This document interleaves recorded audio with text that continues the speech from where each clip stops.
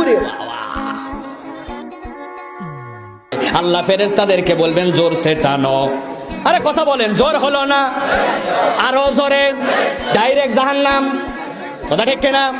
এইবার হাজী সাহেব ধরো। ওরে বাবা, হাজী সাহেব অবাক হয়ে গেছে, আমার তো ধরার কথা না। কোমরের মধ্যে দড়ি।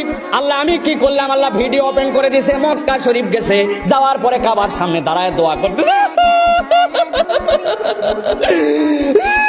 ওরে বাবা, কাবা দেখলে সকলেরই মন নরম হয়। কথা ঠিক কিনা? চোখে পানি আসে, ঠিক কিনা?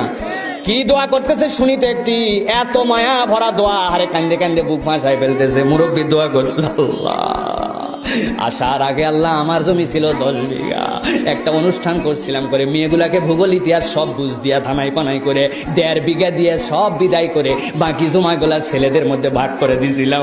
আল্লাহ আমার ভুল হয়ে গেছে, তুই মাফ করে দে।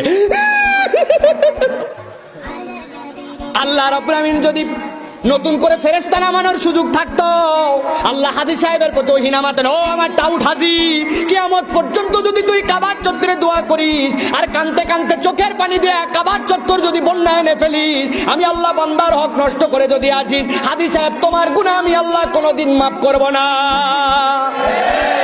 জোর সে টানো। জোর হলো না।